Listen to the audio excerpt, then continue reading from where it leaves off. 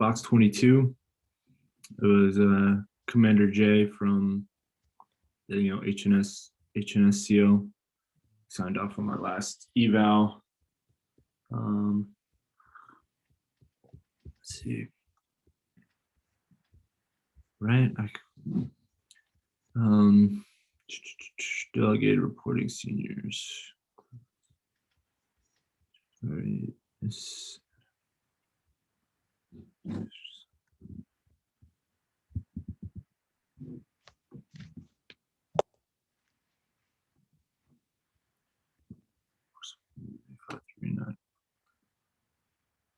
See, I kind of forget some of this stuff. Who are, because it's always been the same. You go to a command, your reporting senior is always the same. Sometimes, like I had my chief sign on here. My last eval, I know I was just taking a look at it, was Commander J.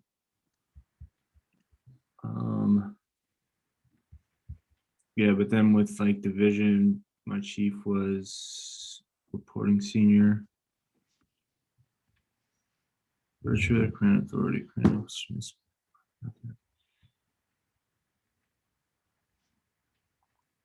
Reporting senior is just gonna be whoever the person is in charge. Usually like an OIC / a CO. Yeah. You have a copy of an eval pulled up? It's kind of easier. Yeah, so right there, and you're reporting senior in section 22 there. Let's see. Delegated reporting seniors, I think they can delegate. That's probably why my chief ended up signing from back in division, like delegated reporting seniors. I'm trying to see reports on some members below. All right.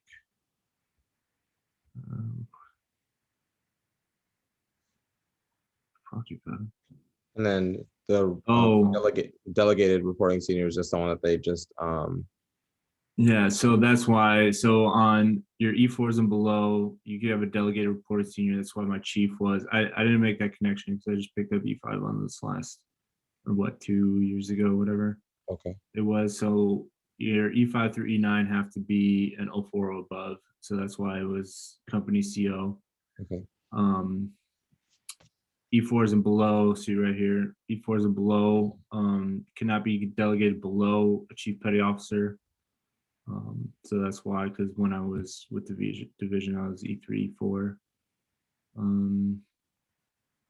Seniors for so immediate superiors in command are reporting seniors for assigned commanding officers and are authorized to assume the reporting senior authority of subordinate commanding officers. So, right, working your way up, the company CO reports to battalion CO, regimental, your immediate superiors in command.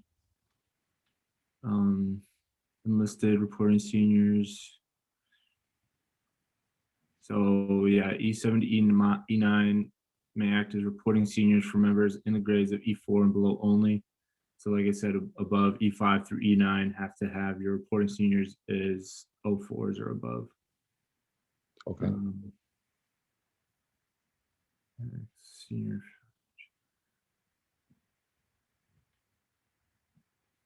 So E5 and to 04 have to be in a what or above? E5 to your reporting senior, right? So E5 and above, your evals have to, if you're an E5 or above, your evals have to be signed off by an 04 or above, right? Okay. So your reporting senior is going to be like, for E5s and above, your reporting senior is going to be the CO. All the evals those evals have to go through the CO. If you're E4 and below, so like the junior enlisted guys, chief will sign off on those evals. Okay. Or not sign off, but are the reporting seniors for those evals. So like,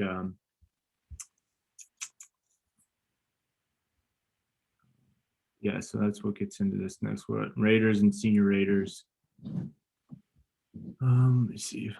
Reports on E6 and below require the screenshots of raiders, as well as reporting senior.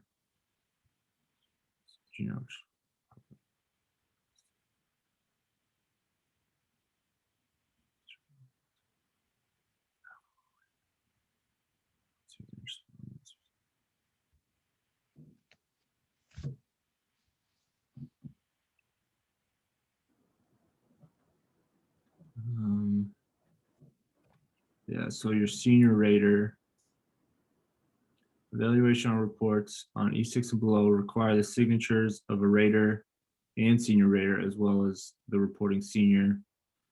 This ensures that the Navy senior enlisted and junior officer supervisors are properly included in the enlisted evaluation process. The rater should be a chief petty officer whenever possible.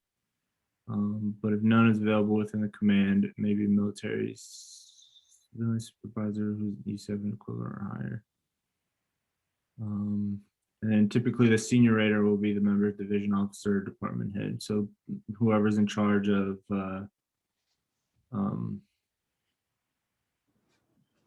your department. So like if it's for shit, I wish I could. I don't have a CAC reader. I forget who signed off on my evals. If I could go back and look at them, but you go into your own PF and see who on section 2022 you're reporting seniors. Yeah, it seems like so. And, Pretty much, if it's E4 and below, it's going to be a chief being your reporting senior. If you're above that, it has to be an 04 or above. Yeah, but then at the bottom too, section 49, right, the final signature of your senior rater is going to be your division head.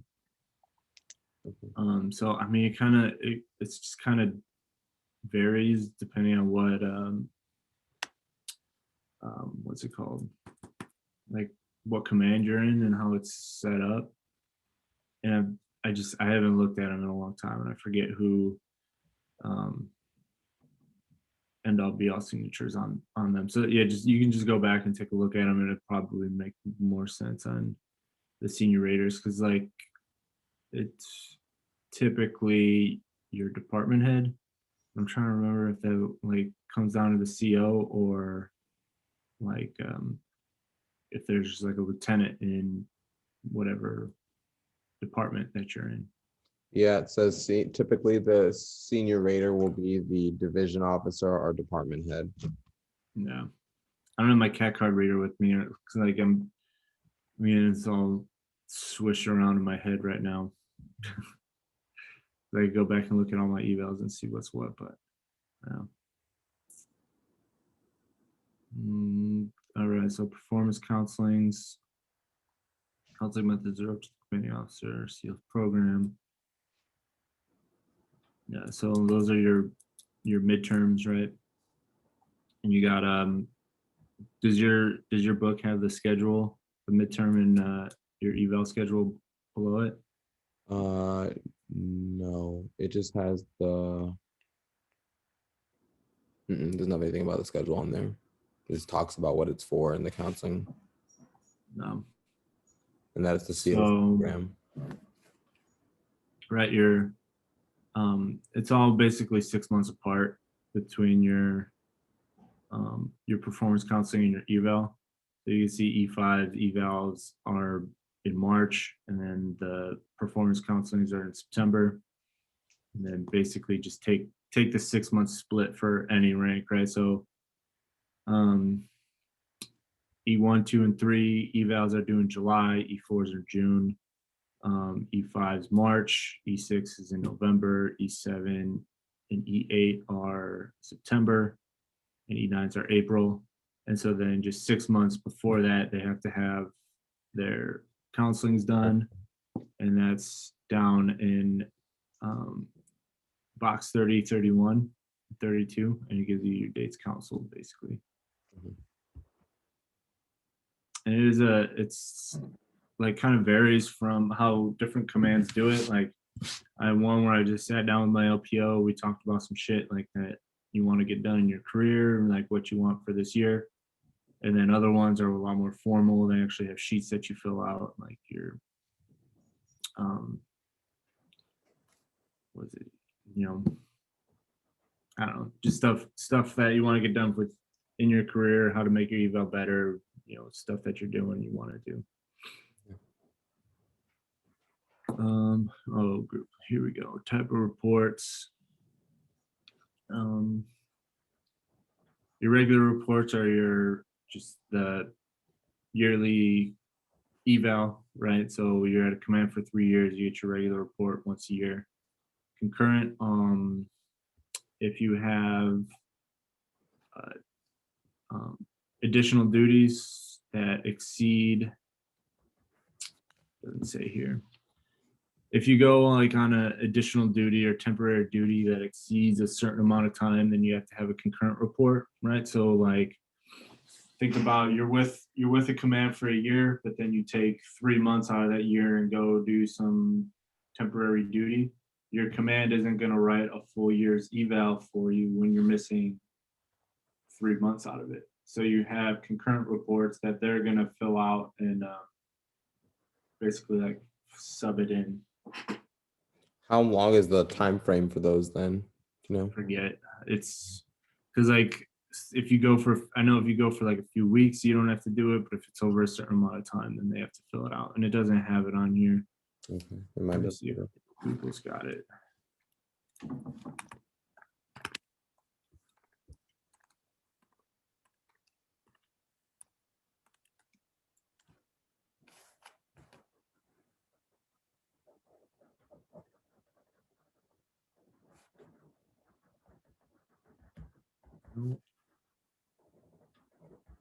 It's going to be in an instruction somewhere if you want to look up the specific time, but if it's not in your PQS, then they're not going to ask. Like, so basically they only ask you what's in your PQS. so annual, concurrent, and operational commanders reports.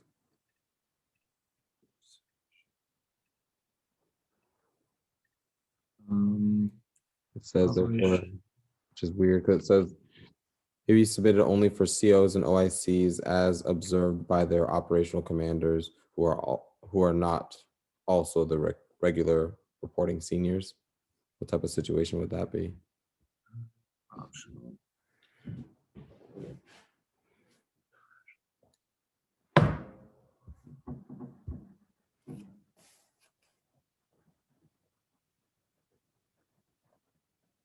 I'm not sure on that one. It's an officer thing. I don't. Optional may only be submitted on commanding officers or officers in charge.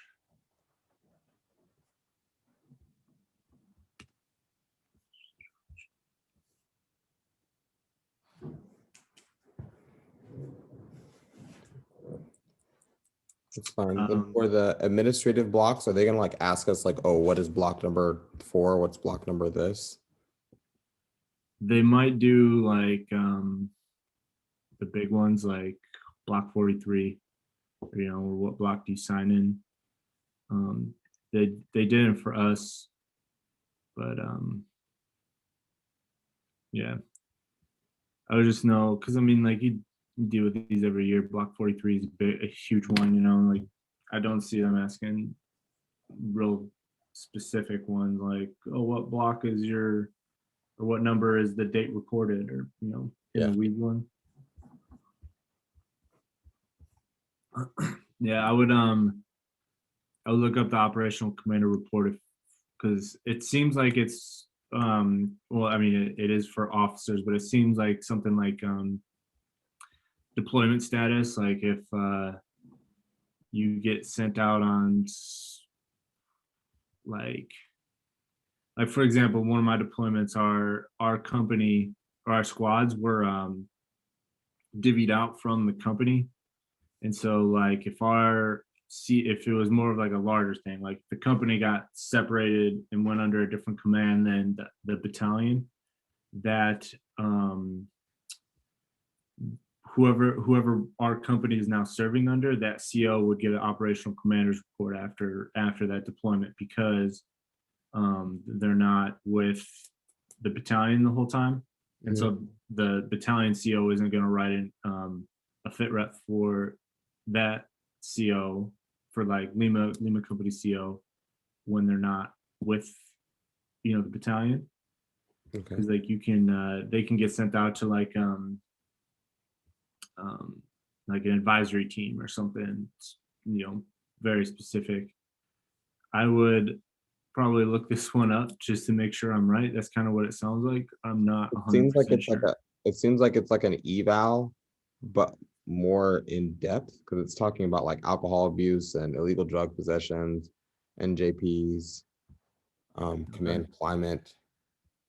So it seems like it's almost like a biography of your deployment. Yeah. And yeah, because it's submitted on COs and OICs. So like I've never had to deal with those. I had Yeah. no idea.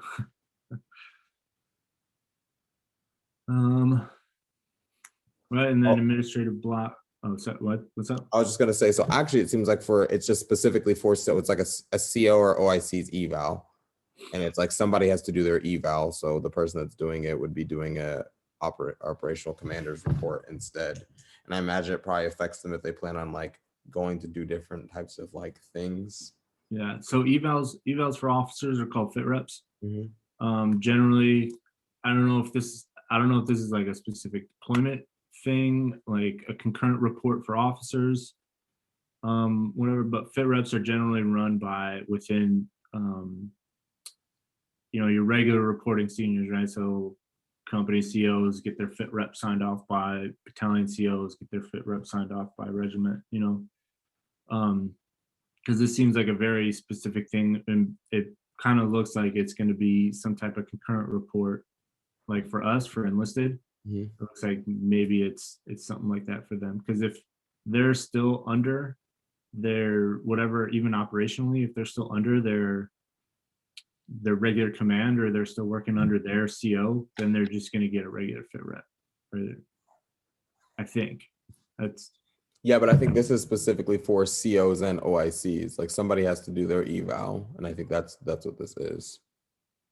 oh yeah, but it's okay. Yeah, I'd have to. I'm not looking it up right now, so whatever. I'm sure there's something in there on it. Then for the blocks,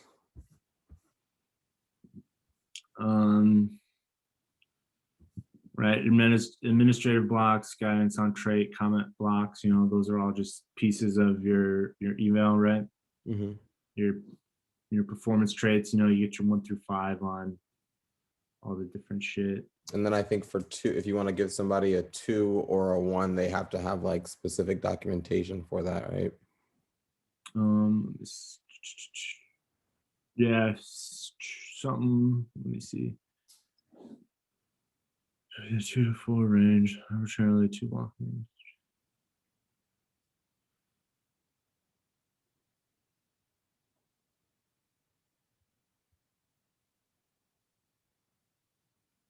And then you can't get like a 2 and still be promotable, or a 1 for that matter. Yeah, they're like yeah, it's something like that. Is that in your PQS? Yeah. Okay. Well, yeah, I just got this one that pulled up. It just has the general stuff on it. Yeah. Then your comments block, comment verifiable facts, using input from members, supervisor, blah, blah.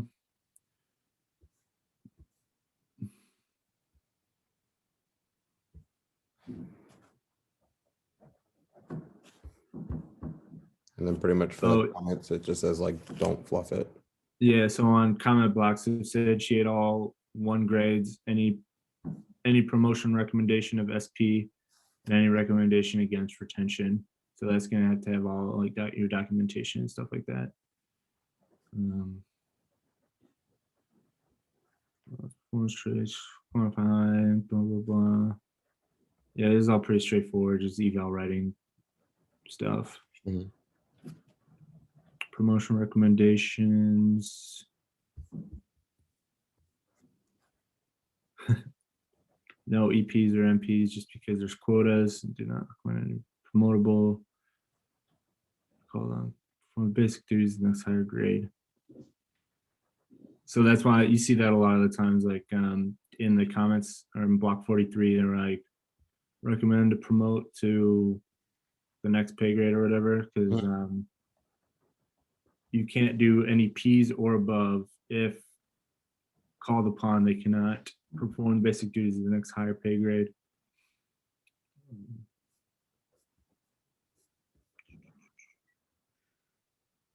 And then yeah, right. So 4.0, your EPs 3.8 MP, 3.6 promotable, 3.4 progressing. and 2.0 for SPs.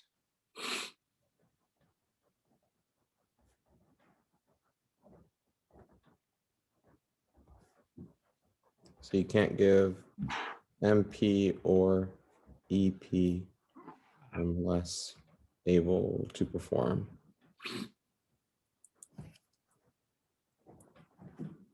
Misconduct reporting is not it's not an adjunct for the UCMJ. Although usually when you get NJP, you get adverse evals anyway.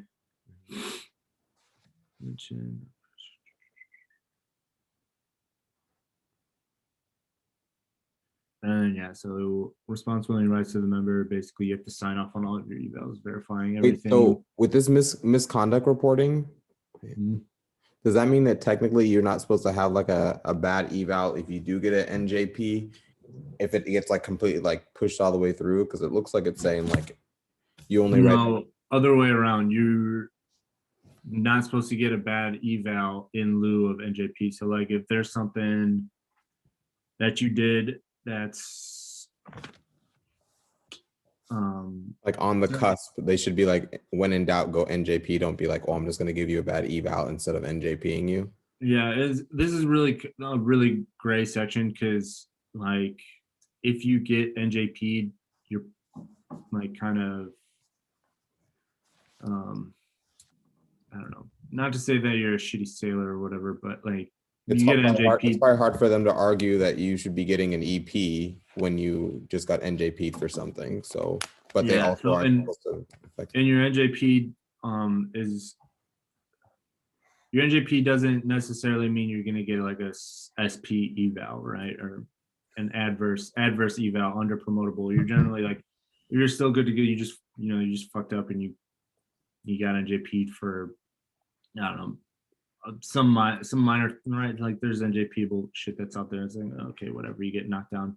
You're not going to get an EP that year, but you're also they're not supposed to also give you an adverse eval because of that. Okay. Yeah, so you're generally going to get like your P, because like a SP eval is generally going to indicate non-retention. You're going to get kicked out, right? So it's one of those, like, it can't be used in conjunction with. Okay. Are not supposed to be. I've seen it happen too, though. Numbers.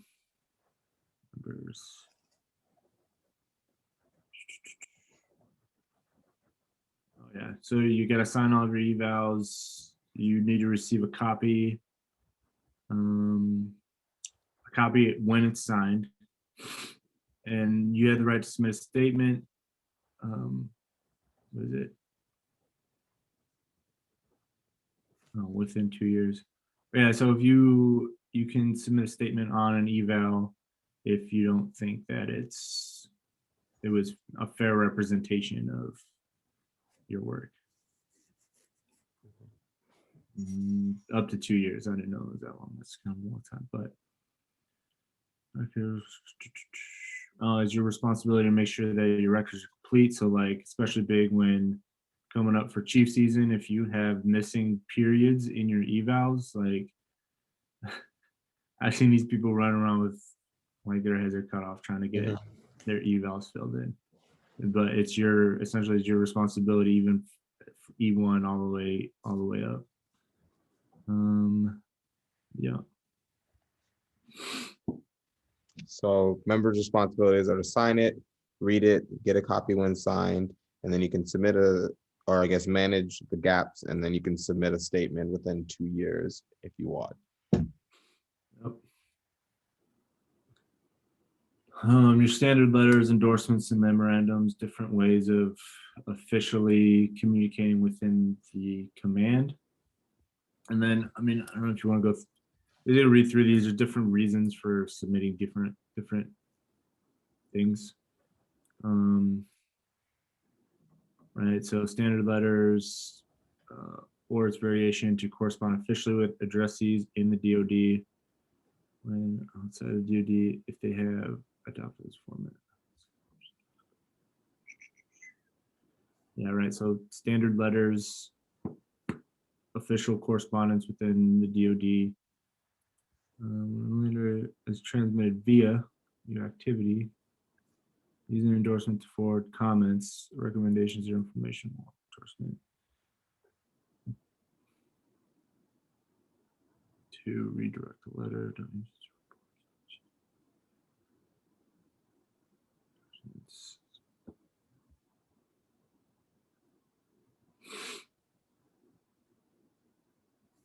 So endorsements. So what are they going to be asking you for this stuff? Because I mean, like, this is going into detail about like the amount 1 inch between the top and bottom margins of each page. Really? This one's pretty. This one I got is pretty basic. I don't remember if I had any questions on these. What is on yours is under the standard letter? They're giving you like margins and all that. Yeah, and then it goes into detail about the from line, what needs to be in it, the to line, the via line, subject, reference lines, enclosure lines, what can be in the body of the letter, the signature lanes.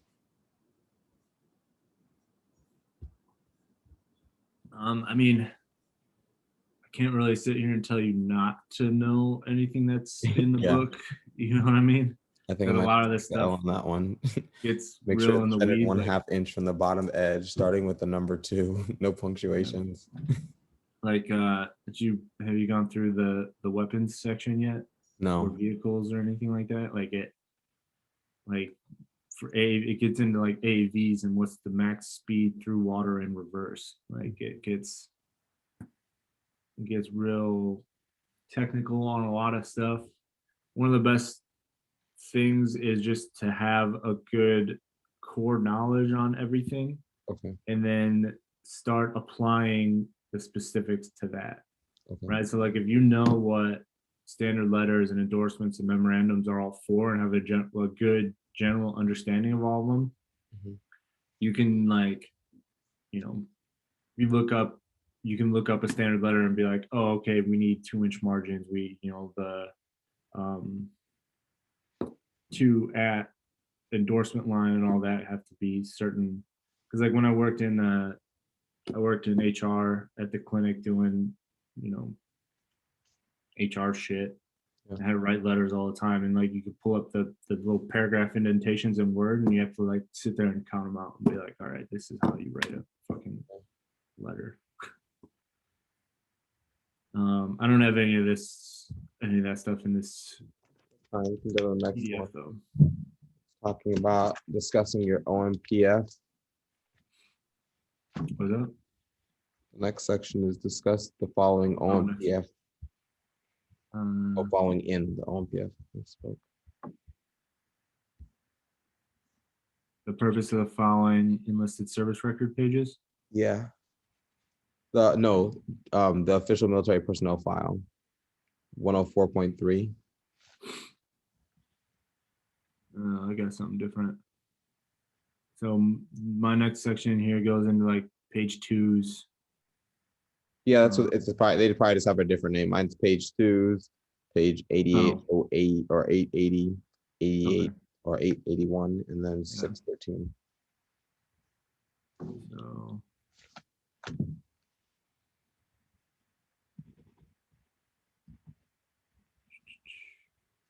history of science and administrative remarks.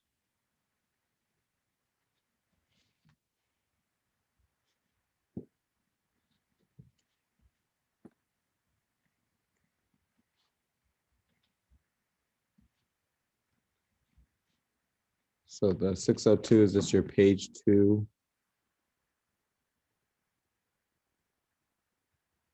So it seems like it's dependents, SGLI, and emergency data.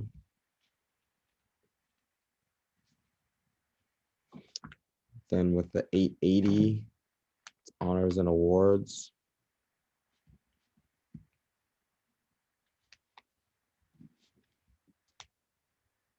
$881 is chronological training history. Yeah, I don't have any of that in here. And then 613 is administrative remarks, which I guess is, oh, it's like a page 13.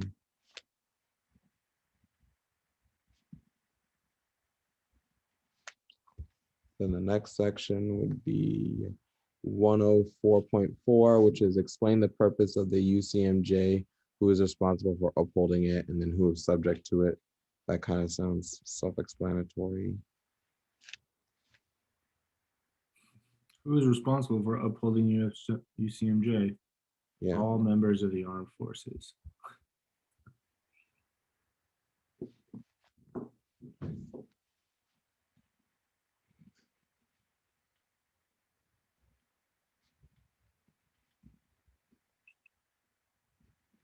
Oh yeah, they asked us some questions about court martials too. Remember that? Yeah, so you got your 3 different kinds court martials. Like who it's composed of.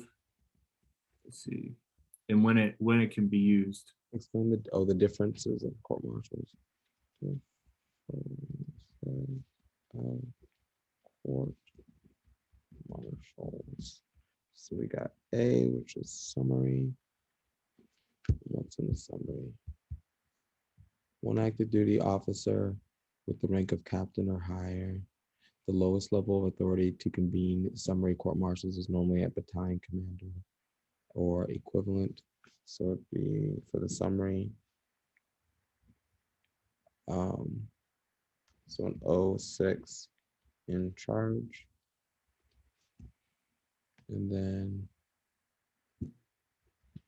battalion commander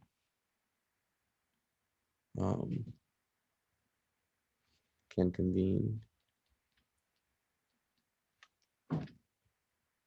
under special circumstances. The superiors of a CO of a separate or detached command may grant authority, adjudge any punishment not forbidden by the UCMJ except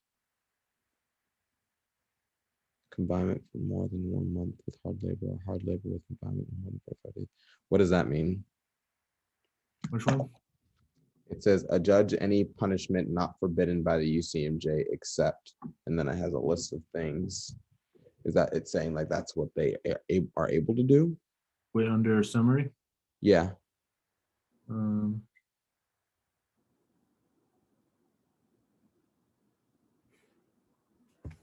I don't think I have it. Can you read it one more time? Yeah, sure. Summary. So it says, Oh wait. Oh, I see. A summary court martial may judge any punishment not forbidden by the UCMJ except confinement for more than 1 month of hard labor, without confinement for more than 45 days, restriction for more than 2 months, or forfeiture more than 1 month's pay.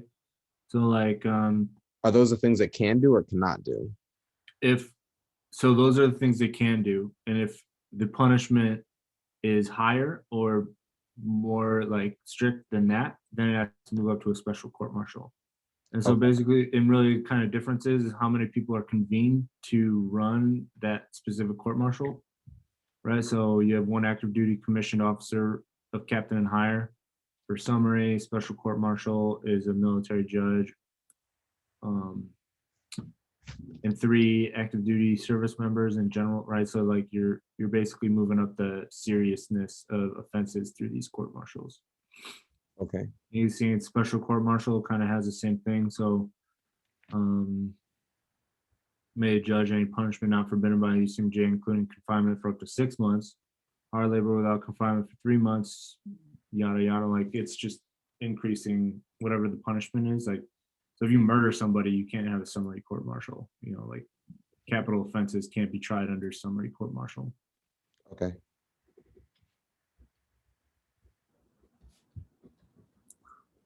And then so for the special court martial, there's a judge or a judge and 3 active duty service members. Yeah. Military. And it can't be, the ranks can't be lower than what you are. or I mean, more specifically, like it's basically like a jury of your peers, right? So if an officer is being tried, they can't have warrant officers or enlisted. It has to be officers. But you can try. It can go up, I believe. So like if you're enlisted, a certain percentage has to be enlisted, but it can also be officers or warrant officers. So what if you're, oh, so just if you're enlisted or officer, it's not really like a rank thing, because if it E4 is going on to court martial, they're not gonna have E4s doing the court martial, right? No, I think I'm pretty sure it's just Just chiefing up, like chief either everybody up, and then office, or probably like a captain for all officers. specific ranks. I'm not sure. Okay. But I do know that if it's like, so if it's enlisted, I think it's 1/3 has to be enlisted, and then the rest can be officers or warrant officers. I don't know specifically if it has to match your rank or be a specific rank. Mhm. No, I'm not sure. The impartial person can be commissioned warrant officer. Or oh, so also for summary court martial, you can't do officers. For capital offenses, yeah.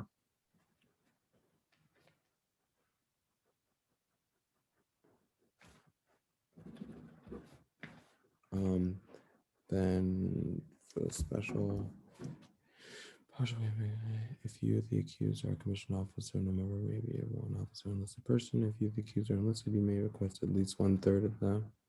Okay, so can request 1/3 be enlisted if enlisted, if officer must be officers. The lowest level of authority to convene a special court martial is normally a squadron or battalion commander or equivalent. However, under special circumstances, we talked about that.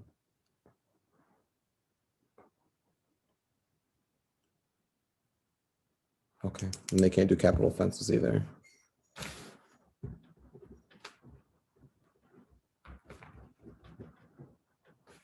And the last one is general court martials or courts martial.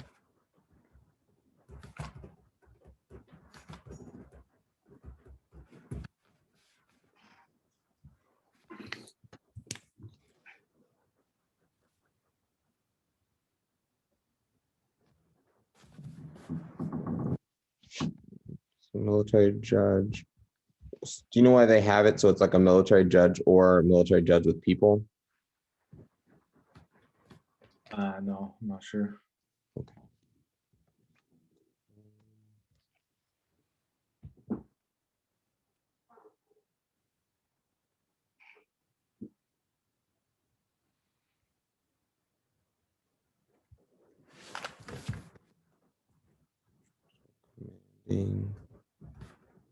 General may call.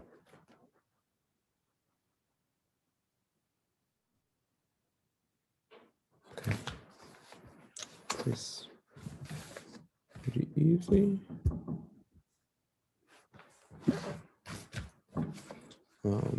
104.6. Explain NJPs.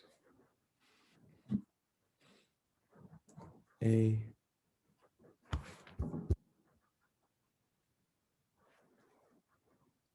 Value commanders can maintain good order and discipline.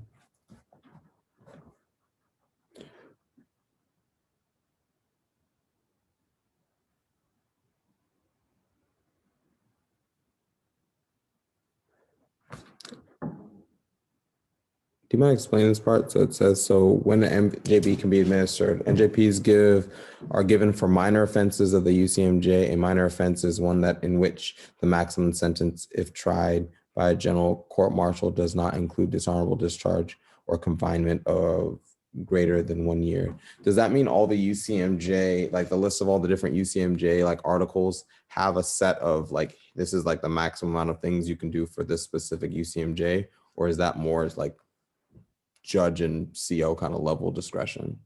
That was my understanding of it. Okay. I think so, but I've never seen it. Okay. You know what I mean? I've never seen it written out. Yeah, because it's probably like, okay, well, if you do drunk driving, the max you can do is this. The minimum, I don't even know if they have a minimum, because I guess that they could just not do the UCMJ if they didn't want to do anything like that. Yeah. Instead of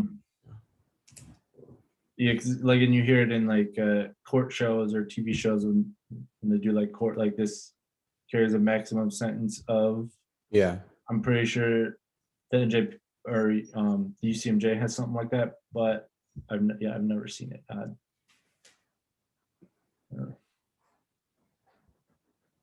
But that was always my understanding of it. I think so.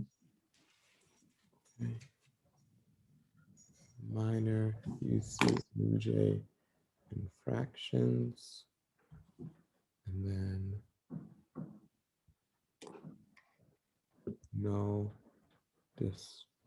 dishonorable discharge or greater than 1 year confinement. Next, the right to refuse the NJP. Before the imposition of NJP proceedings, the accused may demand trial by court-martial in lieu of NJP. Yeah, so like with NJPs, you know, if you go out for NJP, like the CO automatically hands down some type of punishment. Like you're basically just guilty when you get NJP. If you don't, you know, if you want to go to trial, and you know, if you think it was like unfair or unjust, or you know, you're innocent, you can go to court martial. Good to know. I didn't know that. I figured it's just going to be, you can get the NJP, but then you can also go to court martial after, or like they pretty sure aren't they able to like give an NJP and then they can also do court martial, like it's going to have like double jeopardy things or whatever.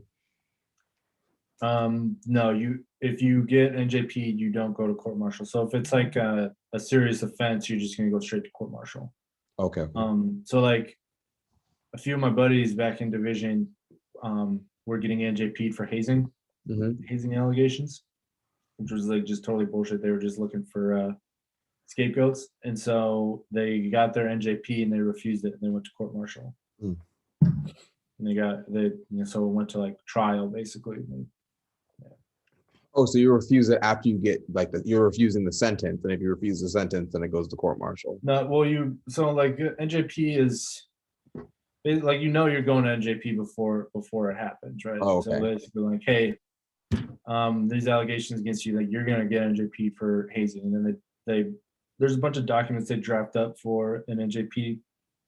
That basically you have to go in, you go in the CO's office, he fucking rips you a new one, and then you have to sign your NJP, and then boom, you're like, you automatically get reduced rank, you know, reduced whatever the punishment was.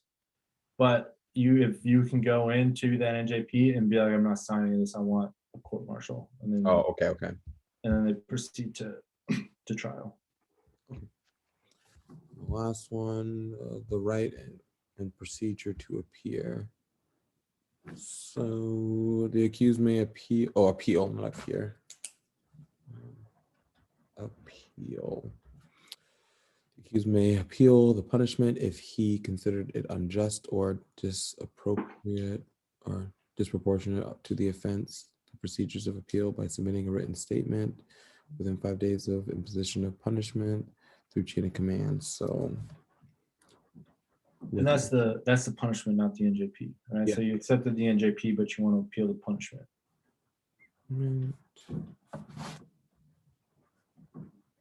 Written letter to chain of command. Okay. 104.7. So explain the following policies.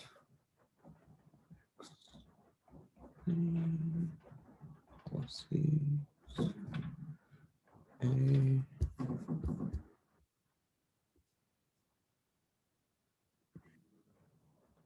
Sexual assault. Got that. Sexual harassment. Self-explanatory. EO. No discrimination.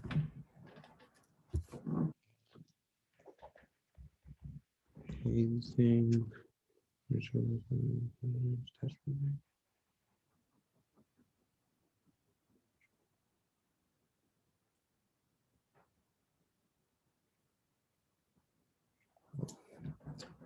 Consent is not a defense. Fraternization.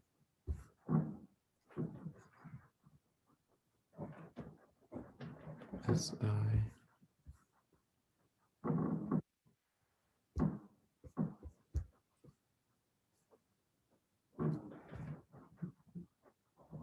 Navy program has training, intervention, response, reporting. Cool. Yeah, those are all, we get training on those every year. Yeah. So excited.